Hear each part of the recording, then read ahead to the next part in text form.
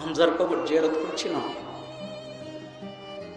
তখন আমার বারবার মনে হচ্ছিল যে আমাদের প্রিয় ভাই শহীদ শরীফুজ্জামান নোমানীর বাবা আমাকে একটা কথা বলে দিয়েছিল, বাবা রাসূলের রওজায় গিয়ে আমার নোমানীর জন্য তুমি দোয়া করো।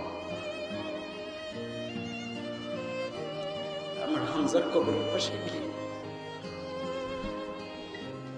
বারবার শহীদ শরীফুজ্জামান নোমানীর কথা মনে পড়ছে, যে হামজার কলিজাকে যেভাবে চিপিয়ে হিন্দা যেভাবে খুঁটি খুঁটি শেষ করে দিয়েছিল। এই বছরে তোরা সেই বিশ্ববিদ্যালয়ে আমাদের প্রিয় ভাই শহীদ শরীফুজ্জামান নোমানীর মাথাকে সেভাবে দ্বিখণ্ডিত করে দিয়েছে। আমি রাজশাহী বিশ্ববিদ্যালয়ের ভাইস চ্যান্সেলরকে বলেছিলাম যে আপনারা যে মাথাটিকে দ্বিখণ্ডিত করেছেন, এই মাথার মধ্যে কিন্তু কোরআনের আয়াত ছিল,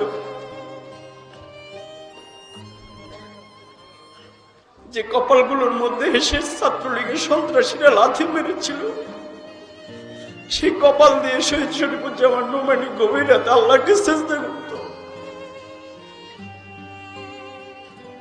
তার মাথায় কোপটি দেওয়ার সাথে সাথে যে আঙ্গুল দিয়ে ফিরিয়েছিল, আপনারা বৃদ্ধ আঙ্গুলটি তার কেটে ফেলা হয়েছে। সে আঙ্গুলটি ধরে বারবার বলেছিলাম যে আঙ্গুল, তুমি তো আল্লাহর জমিনে দিনের দিকে মানুষদেরকে আহ্বান জানিয়েছো,